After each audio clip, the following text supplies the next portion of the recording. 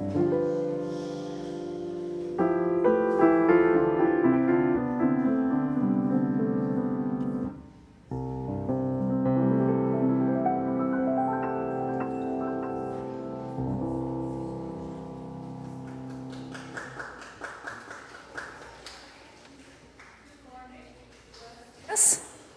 welcome to the First Unitarian Universalist Church of San Antonio. Our weekly worship is where we connect, share information, and inspiration. My name is Marsha Meredith. I've been a member over 20 years, and I'm currently co-chair of the Member Care Committee. Let's acknowledge this geographic place where we are currently located. Yanawana, the home and traditional lands of the Coahuiltecan people, the original and indigenous stewards of this land to which we all belong, now called San Antonio, Bexar County, and Texas. In our church, we strive to enact a universal love that binds us in mutual care and affection, especially in our work for justice for all and for our planet. Our faith is all-inclusive, and all means all. If you are new to us or visiting for the first time today, we welcome you, and we urge you to fill out one of our visitor forms. We'd like to get to know you and follow up with you. Wherever you are on your life's journey, we hope you find your place with us.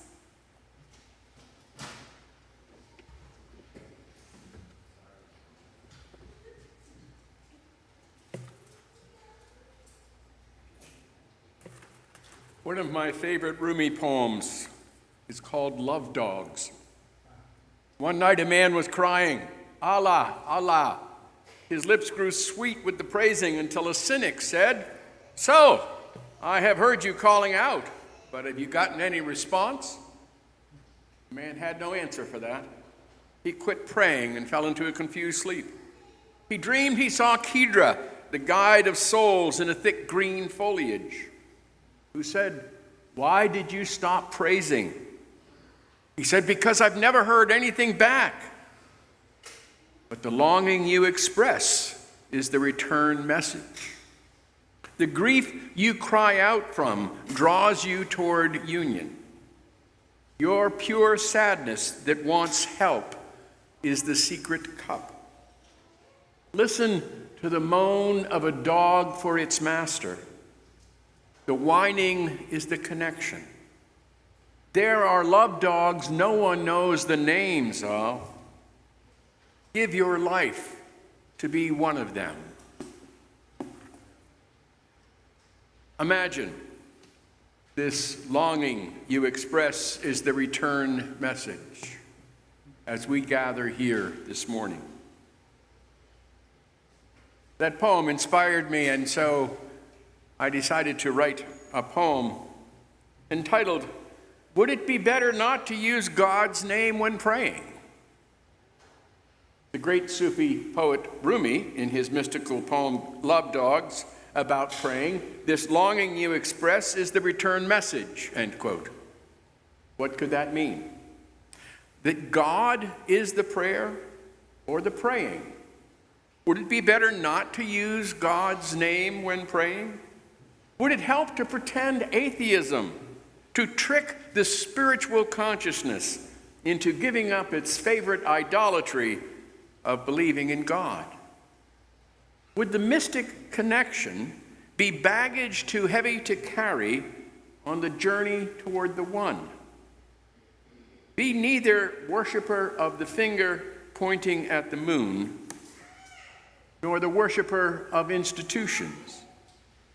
Be not just a solver of sacred riddles, but be patient until all the pieces of the puzzle you think are named God are found and joined. One name for God is yours, if your name is love. That's the one I choose. Let us be in the spirit of worship this morning.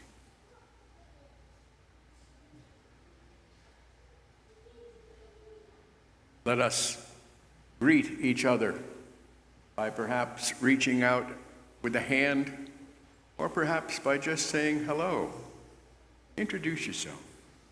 Let us pass the peace to one another.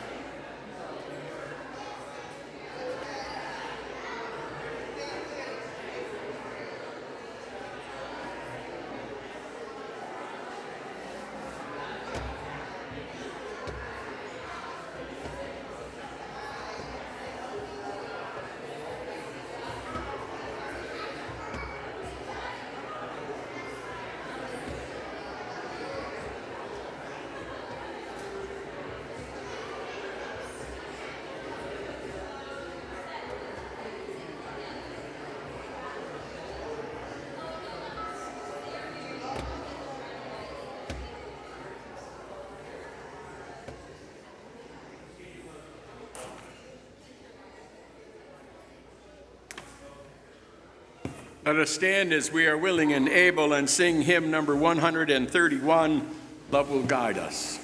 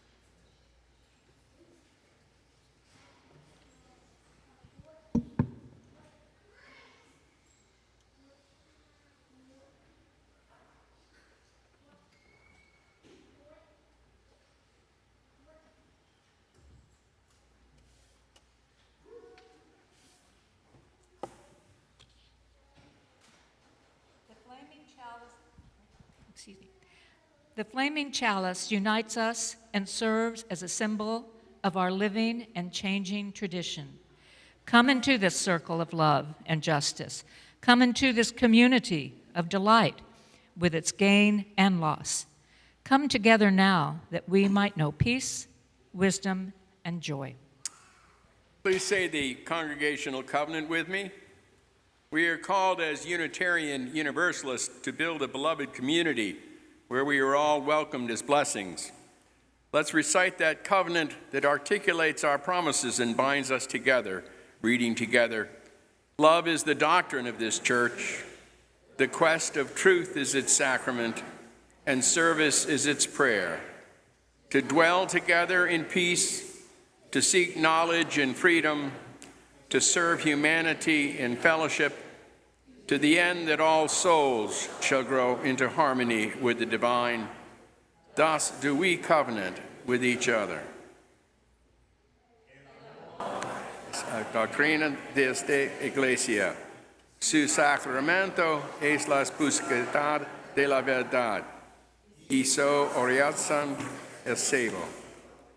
Conviven en paz, buscar subir en libertad das de la humanidad, nuestro servicio fraternal, para que todas las almas crezcan en armonía con la divinidad, así pactamos el uno con el otro. Each week we come together bringing the fullness of our lives.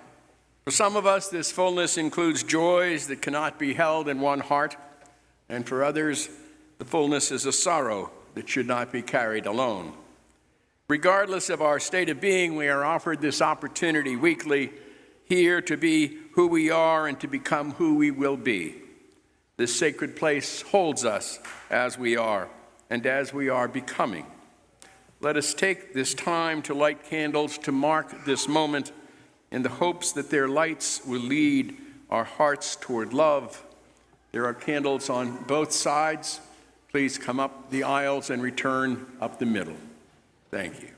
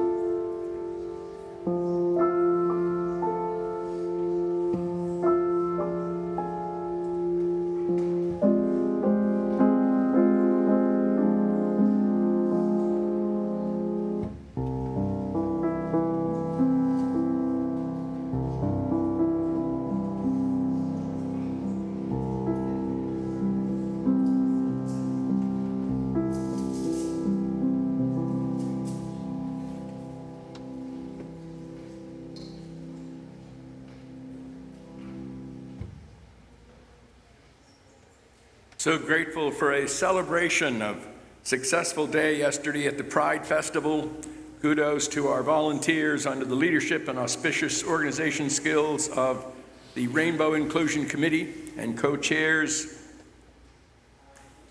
Jaime Ilar, is that correct? Ilar and Leslie Hinson. We did good and we did well, thanks to all.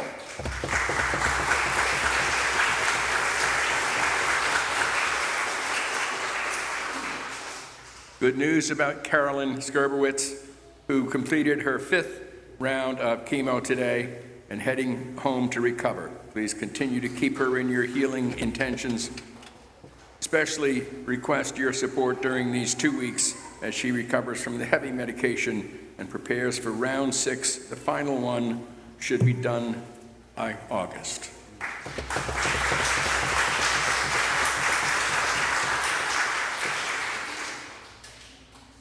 Sometimes we pray and sometimes we are the prayer. Sometimes our being here is the prayer. And we don't even realize what it is that we are sending to the universe or the message. As I said in that Rumi poem, sometimes the message we return back, we get back, we're not sure what it is till we leave.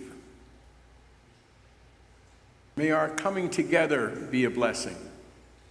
As we leave, may we begin the service. Amen. So if the children would like to come up, I have a story. Are we on? About the blue coats and the red coats. And which one is better? Of course. Because it's all a competition. No, it isn't. Find a seat or a step or a floor.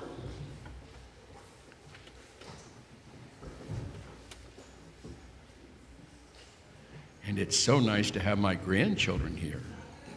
Right there and right there. With their Care Bears. Yep, he even brings his drink.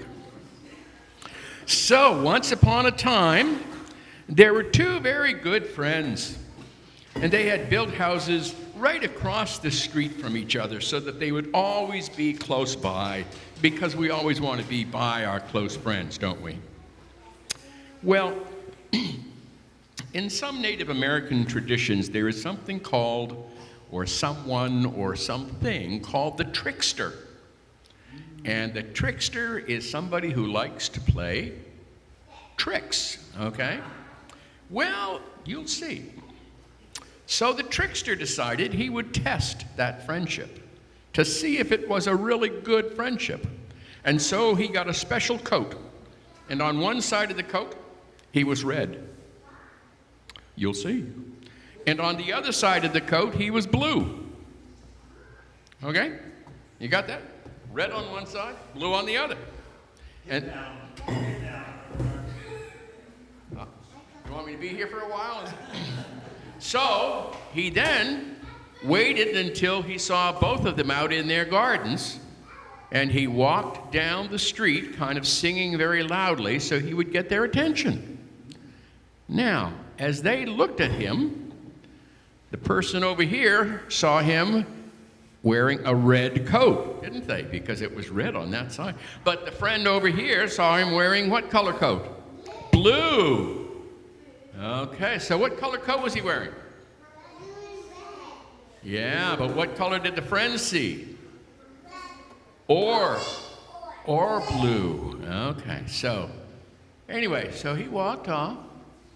And so later the friends were talking, and they said, boy, did you see that guy walk by with the red coat? And the one says, no, he had a blue coat. And one said, no, he obviously had a red coat. And the other one said, no, it was a blue coat, I'm pretty sure. Well, guess what happened? There was an argument. And they got really mad at each other. And they got so mad, they said, we're not even sure we want to speak to each other anymore. Of course it was a red coat. No, it wasn't a red coat, it was a blue coat. Because each one saw the color that was on their side, right? So both of them were right, and both of them were wrong. Can you be right and wrong at the same time? Yeah, I am a lot. Ask my wife. Okay, so they were fighting and fighting and fighting, and suddenly the trickster came back with his coat that was half blue and half red, and he said, "Whoa, wait a minute, what are you fighting for?" And they said, "Well, because we saw a coat that was red." "Oh, no, it was blue." And they started all over again. He said, "Stop." And then he said, "Look at me." And he turned around and around. And they suddenly realized that the trickster had tricked them. And they said, "Oh, you mean my friend was right? It was red on his side, and so he saw a red coat and I saw a blue coat. So even though we both thought we saw the same thing, it was a different kind of coat depending on which side you saw it on." What a confusing coat. Never wear a coat like that, by the way. It'll confuse your mother. Yeah, I know you would. I can tell. I can tell. So, what do you think we can learn from this? Is there a lesson here? ABC? Yeah, it could. There's no lesson here. It's just a silly story. Well, how about the fact that each one of them thought they were right, and they were willing to get in a fight and even to lose a friend because they were so sure they were right. And they were right and they were wrong. So sometimes when you're sure you're right, you need to look at the other side. Because maybe when you see blue, the other side is also red. So be very careful when you're arguing over who's right and who's wrong, because often you might be mistaken. The end. Thank you for coming. Please come back again.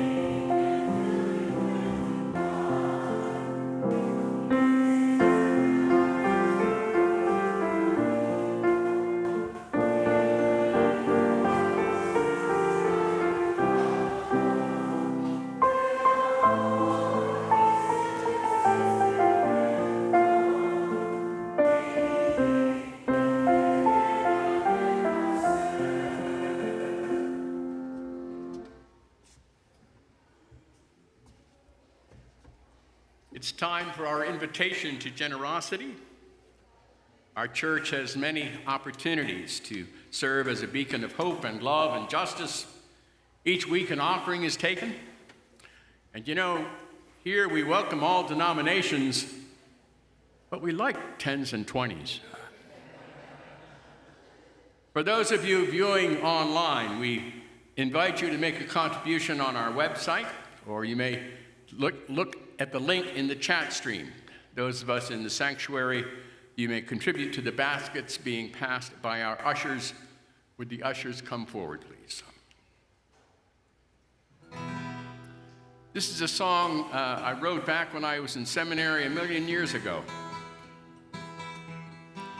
It's a story of Job, which has always troubled me, and maybe troubled you as well. It just seems one thing goes wrong after another. And the question of Job, of course, is why does God allow it? In fact, we know that it was a bet between God and Satan all along. Well, 3 or 4 of Job's friends come and give him counsel. Not very good counsel. Counsel is stuff like, well, you must have done something bad because that's why God punishes you, because you've done something bad. Or, well, maybe you didn't follow all the rules. Or, well, you just don't know. You never can tell. Or, my favorite, well, what doesn't kill you makes you stronger. All particularly bad advice, by the way. Well, God, or feel free to use the metaphor hurricane or tornado, answers from the whirlwind. So part of these words are actually from the Bible. Oh, who are you to ask why? Can you make the eagle fly? Listen to the whirlwind. God says from the whirlwind, who are you to question me? Have you walked on the bed of the sea? Listen to the whirlwind. Oh, listen to the whirlwind.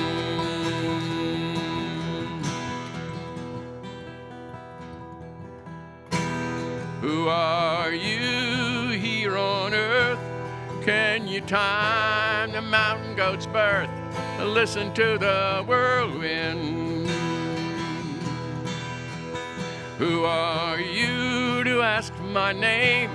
Can you clothe the horse with its mighty mane? Listen to the whirlwind. Oh, listen to the whirlwind. I am life in all its power. I'm in the sun and in the flower. Listen to the whirlwind. I am darkness, I am the light. I am the hawk in its gliding flight. Listen to the whirlwind. Oh, listen to the whirlwind. And Job said, at last I understand. You're in all life, in woman and in man. Listen to the whirlwind. You are the drought, you are the rain, you are the sacred and profane. Listen to the whirlwind. There are mysteries beyond our being. You are the connection of all seeing. Oh, I listen to the whirlwind. You are life and you are death. You are the wind and you are the breath. Listen to the whirlwind. Oh, listen to the whirlwind. Oh, listen to the whirlwind.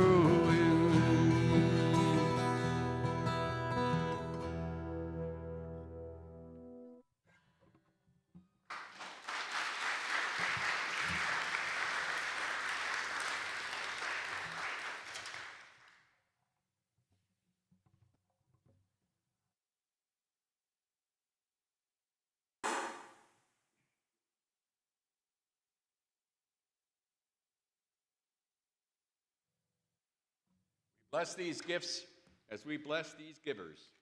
May it be so. Shalom.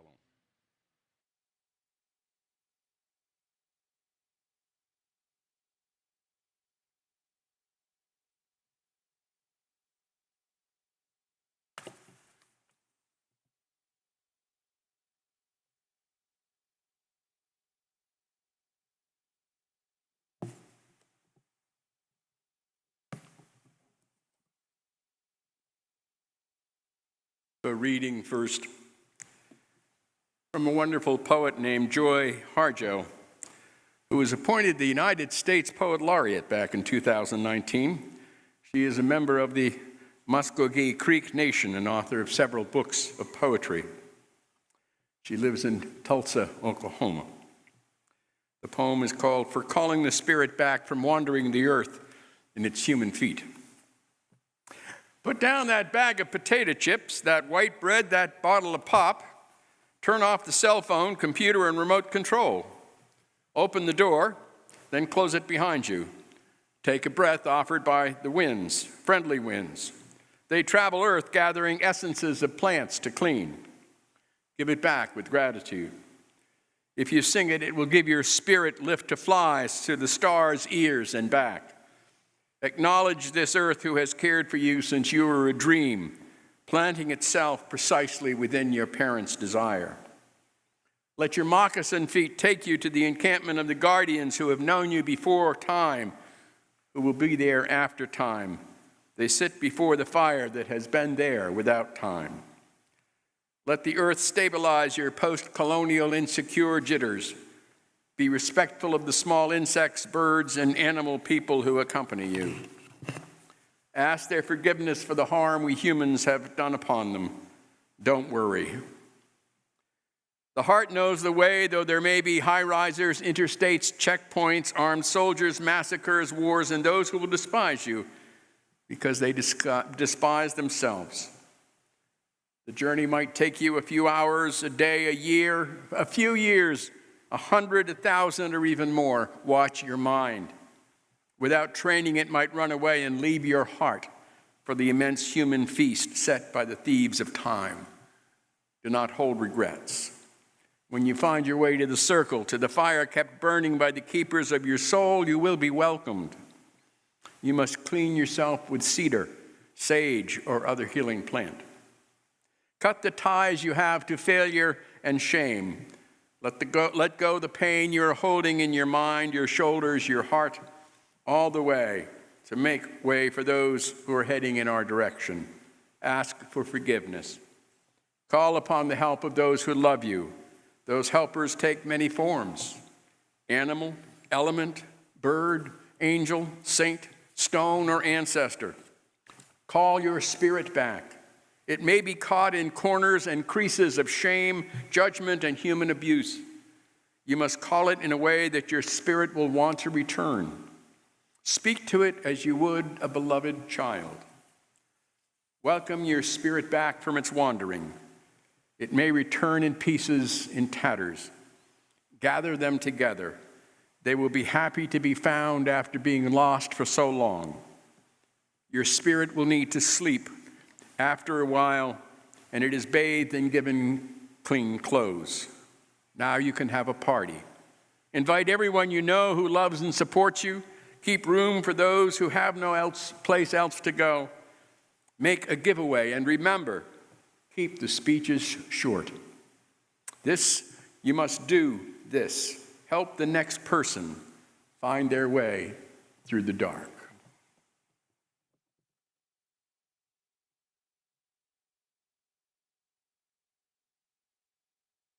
Stardust to Stardust. When the late Reverend Dana McLean Grayley, the first president of the merged Unitarian Universalist Association, met with Pope John the 22nd at the Vatican II Council 1,000,000 years ago, it is said that the Pope, with a twinkle in his eyes, said to Dana, you folks have made a religion of all of our heresies. We'll accept that. So I think that Unitarian Universalism finds spiritual/religious/sacred meanings and wisdom from within as well as from all religions, from inspired writings, from poetry, from music, from ancient to contemporary. I have always thought of Jesus, for instance, as a rule breaker, the heretic himself, the antithesis of right doctrine. What color was his coat?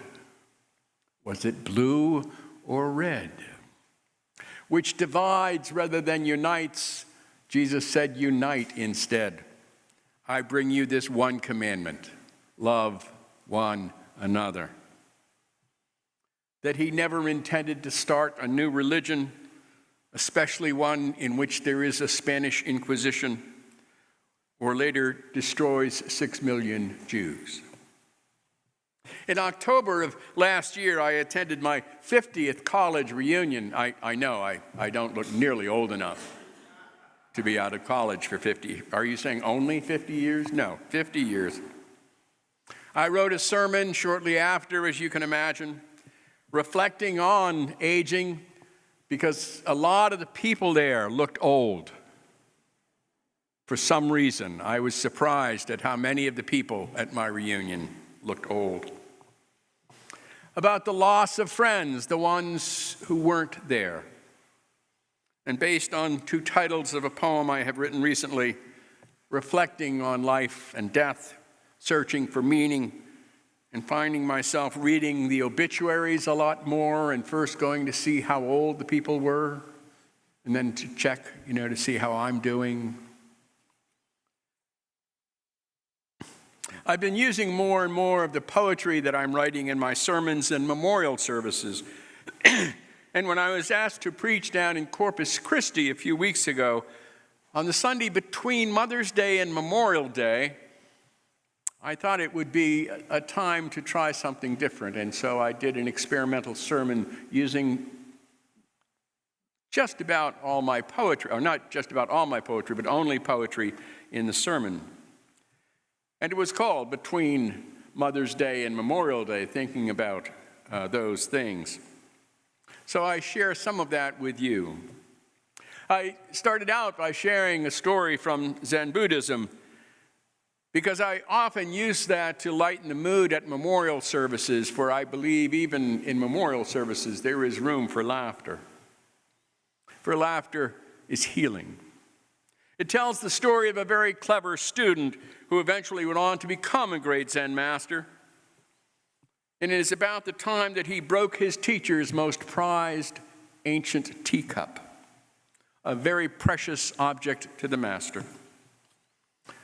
He picked it up, it was in his hands, and suddenly he heard the sound of footsteps approaching, and he quickly hid the pieces behind his back.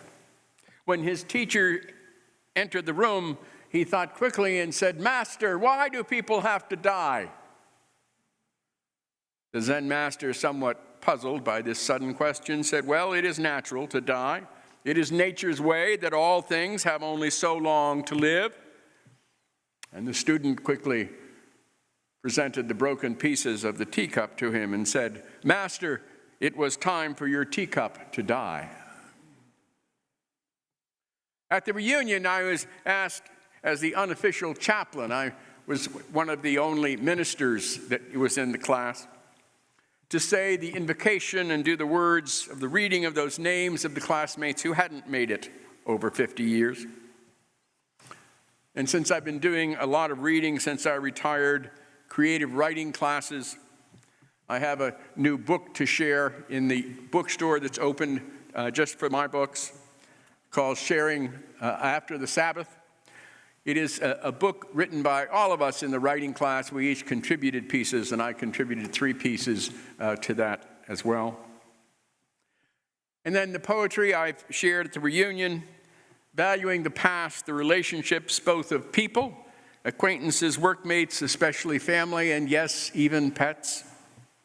But also places, sacred spaces, as well as special buildings like schools, museum, churches, nature. Even the cars I owned, I have had a relationship with. And some of you know exactly what I mean, and some of you think I'm crazy. So I start with this poem called Memory Lane at 71, the year 2020. When I think back, that's one way you get to memory lane. Another is coming across a family holiday photo that makes you cry. Seeing the beloveds gone now. For how long? 10, 20, 30 or more years? But not on memory lane. The old Christmas tree, the living room at the first house you can remember, the matching pajamas, the stockings full of childhood joy. The play Our Town comes to mind, perhaps because, like my town, it was also set in New Hampshire.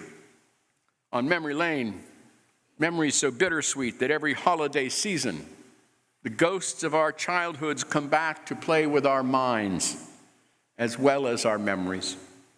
Smell, taste, as well as visual, play havoc with our tear ducts on memory lane. Singing all the old Christmas carols, hear the sleigh bells ring with Christmas lights reflecting off the silent drifts of snow.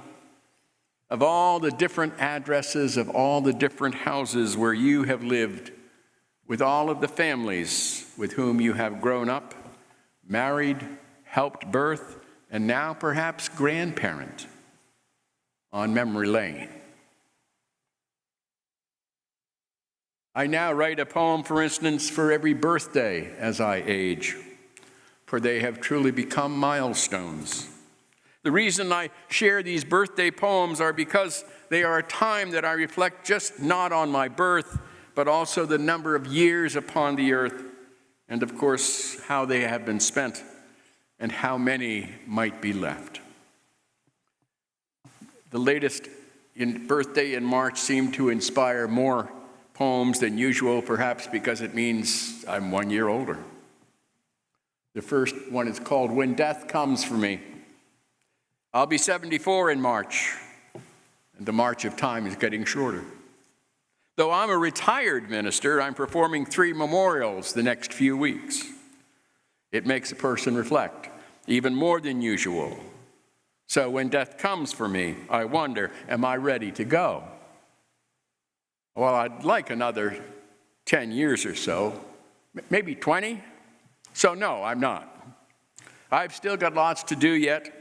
Grandchildren to watch and help grow up, children and a wife to love and be with, family in New Hampshire to visit, books to read, poems and stories to write, places to travel to, and more photographs to take and frame. When my mother was on her deathbed and she knew death was coming for her, she told me, despite her good Christian upbringing and beliefs, that she didn't really believe in heaven or hell, but that when she died, she would simply be with her mother again. And I realized that the ancient ancestor worship and mother love may be the last true religion. For I know that love lives on, and hold to that faith, that while life and even death may be the question, love can be the answer.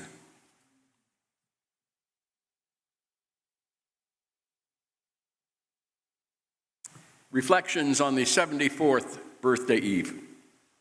It is that time of year again when my personalized clock, visualize a large German clock tower with crowd gathered in the square, watching the great movement creaking towards what? Armageddon? Doomsday? Or maybe New Year's Eve on a festive holiday start. Gets ready to move ahead another personal year in the life and times of your honored servant. And having just survived the 21st century plague of COVID, grateful just to still be here at all, though the COVID was mild, thankfully, I stand on the precipice of my 74th trip around the sun, wondering, of course, how many more, because before, as a senior citizen, I come to that final, quote, graduation, end quote. Or perhaps death is more like graduate school, and we just continue to learn. Yes, I wish I'd done a lot of things differently, but I don't dwell on the if-onlys or buy the tickets for the guilt trips.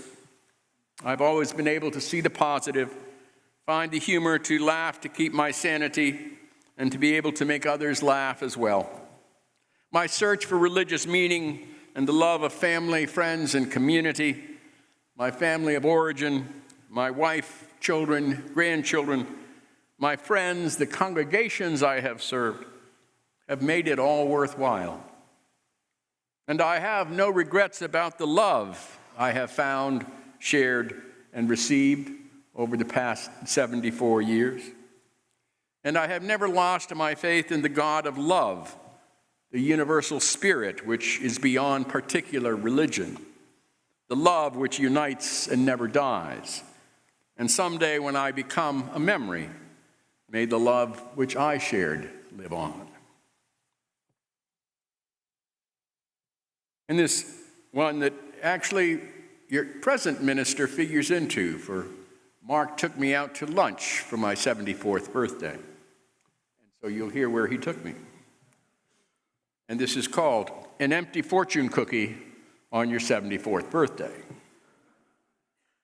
So exactly what is my fortune when I'm out to lunch at, of all places, the House of Joy Chinese restaurant, purported to be the best in San Antonio, and I concur.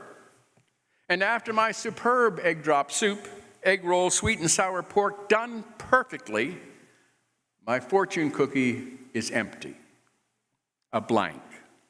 My friend, a minister, also had one. It wasn't even his birthday. And I worried, since I take my Asian wisdom seriously. Was this an I Ching moment? Did it mean I had no fortune, no future? And that this happened in the House of Joy?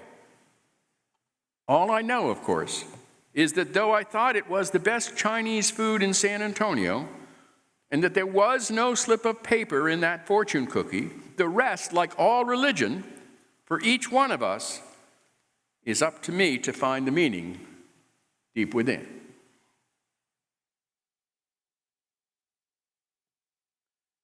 Having been taking these writing workshops for the last 3 years with retired ministers and partners, including my wife, I recently asked one of my colleagues, Joy Atkinson, permission to use one of her poems in this sermon, because the last time we met, she read it, and I was really taken with it. It is called Ghost Kiss.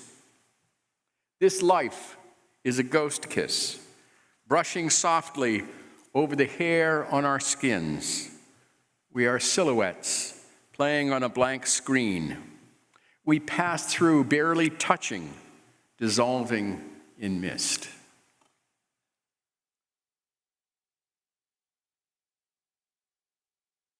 The minister who supervised my internship more than 35 years ago was my mentor and good friend, the Reverend Dr. Edward Frost.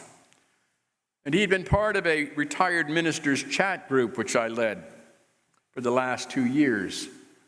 But he recently died at the age of 84, and then within a month, another member of that 6-member group died 2 weeks later, and he was 80. I was heartbroken. Like with the classmates at the reunion, we often reflected on our lives, mistakes we had made, choices that we regretted, but also that turned out to be those great lessons. And of course, turning points and the people in our lives. The phrase was from a writing assignment, actually, from the retired ministers' writing group. So this was the poem I wrote for it, called Turning Point. Can you identify the turning point in your life? I can't. There are just too many good ones. Good, hell profound. People, books, events, health crises. I have come close to death numerous times. Family, homes, moves, education. Think, isn't every grade change a turning point? The move to junior high, senior high, college, for me, seminary, marriage, children. How many turning points can dance on the head of a pin? How many turning points are there in 360 degrees? Turning left or right? Roads less traveled, paths not taken, rabbit holes fallen into, being saved by Billy Graham when I was 13, or by a Unitarian Universalist fellowship when I was 31. Turn, turn, turn, then turn some more, let it be a dance. And so like Rumi's whirling dervishes, I spin in spiritual circles of delight, knowing that there must be a final turning point, getting closer and closer? Or do we just keep on dancing, keep on turning, keep on dervishing?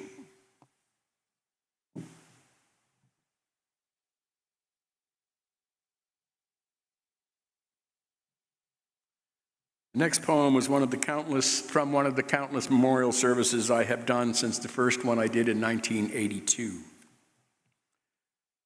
As I go back in my records and look at the names of those people, their faces come up to me. It's called in memoriam. What is this word, death? Why do we grieve? Where is our beloved? What has happened? We have entered the mystery time, my friends, the mystical time, the time of metaphor, of myth. We have come together to remember our beloved, to guide our beloved to the ancestor time and place where we shall all go in our own time. And for that journey, our beloved needs us to tell the stories of the life which now goes on transformed, to share the power of our love, the depth of our grief, the commitments of our lives to make the world a better place. We need to cry for our beloved now, for as long as we feel that pain of loss, because our tears form the river our beloved travels to the ancestors.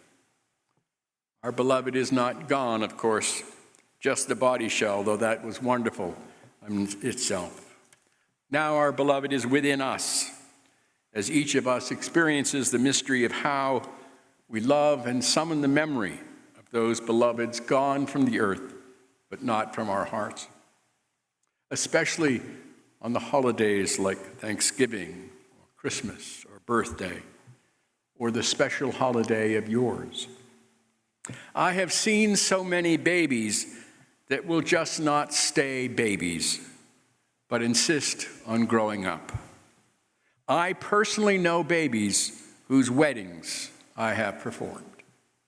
And so on it goes. I open the family album and see my grandmother as a young woman holding my mother as a baby. They are both now with the ancestors. And yet I tear up writing these words, since they are still so deep in my heart. And then I turn the page, and there is my parents' wedding and my mother holding me as a baby. And here I am some 70 years later writing this. Think of the years gone by in that family album, because it continues. My wedding picture album, and then us holding up our baby daughters, then our daughters holding wedding pictures and all holding their babies. So what is this word, death? But a transition of time and space, a journey to the ancestors and heart's memory. Some of the last poems. Where do we go when we die? The sage might respond by saying, I will tell you, if you will tell me where we were before we came into our mother or our father to be combined in the womb into who we would become. For the mystery of death is connected to the mystery of life. Can anyone judge which is greater of the mysteries, birth or death? Or even say that there is a beginning or an end? For how do we measure the in-between? Who judges the worth of it all? Does it depend on a certain religion? On what your parents decided for you or their parents? On which holy book you stake your claims to know? And are you sure you have read them all in the right translations? My friends, I ask you to consider then why there seem to be so many different answers, even among those reading the same book. The ancients knew before knowledge that the earth connects us to the universe, that nature is our great mother, that we oversee birth and death in seasons and in living things, in forest and in town. Find the metaphors in your hearts, the love which binds you to one another and connects you to the universe. Be with those who give you health and hope and harmony, and find a way to make the world a better, more loving place for you having lived in it. Feel the blessing of the love from the one whose physical body is no more, but whose loving memory will never leave us. Or say we are dispersed into the universe within those hearts and memories of all those who knew us. Or say we go to the longest and most restful sleep of all, Say we become part of the ancestor family. So let us sit down around the campfire and tell stories about what we think happens. And then this one, from whence the title comes, Stardust to Stardust. Not dust to dust, but stardust to stardust. That's what some scientists said we're made of. Or was it a poet? It makes sense, doesn't it? The dust of stars decomposing over eons, falling to the earth. This isn't dirt at our feet, it's stardust. Stardust. Sing of song titles from the 30s. Sounds of Duke Ellington in my ear. Romantic moonlight strolls. Twinkle, twinkle, and so on. But in reality, if you believe there is any such thing, the universe is made up of stars, and therefore, of course, stardust. Stardust glistening on moonbeams, moonlight on the quiet water, the lake so still at night, a different world from daytime. Magical, mystical, mythical, metaphorical. Stardust memories, big band orchestras, Great Gatsby scenes, Art Deco parties, sleek cars and women, time gone by, perhaps my parents' time. Was there more stardust then? Isn't it always falling from the stars, dropping to the earth? Since some poet or a scientist said we're made of stardust, I, as minister, say, to stardust then we shall return. Ashes to ashes, stardust to stardust. And finally, last words. May we live our lives so that when we come to die, we can smile and say, it's time for the next stage of life, whatever it may be, and I am ready. I've tried to live the best I could and love life and people. I will be a part of all of you and of earth. May we forgive those who need it as well as ourselves for all our shortcomings in our relationships. And if we are not ready for that, let us begin to live now so that we may live and leave that legend when we die, and a difference while we live. Embrace the mystery. Live life with love on your lips and in your actions. Greet death like you are moving once again to another adventure, perhaps for the last time. Think of death as your last, longest, and most restful nap. Let us live our lives then with joy and delight, as well as working for that better world of justice for us having been there. Remember to hold hands while crossing the street, that we are here to find meaning and purpose, as Jesus said also to love one another, including ourselves. Of stardust we are made, and of stardust we shall return, becoming part of the cosmos, having lived in love with life. For love, I believe, does not end unless we let it. So let us love on, my friends, and let love be our guide. Amen. Shalom. Assalamu alaikum. Abrazos a todos, which means hugs all around in Spanish. Namaste, which in Hinduism is greeting the divine within me, greets the divine with you. Blessed be. And not just vaya con Dios, which in Spanish means literally go with God, but vaya con su Dios. Go with your understanding of God. May it be so.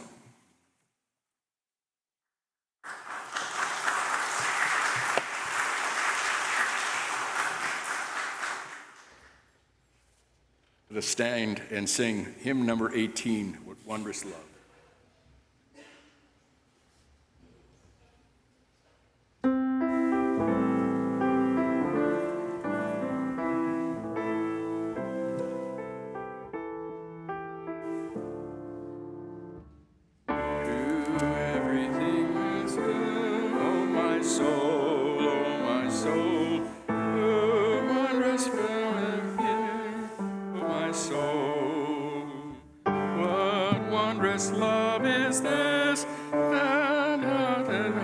Such bliss, and takes away the pain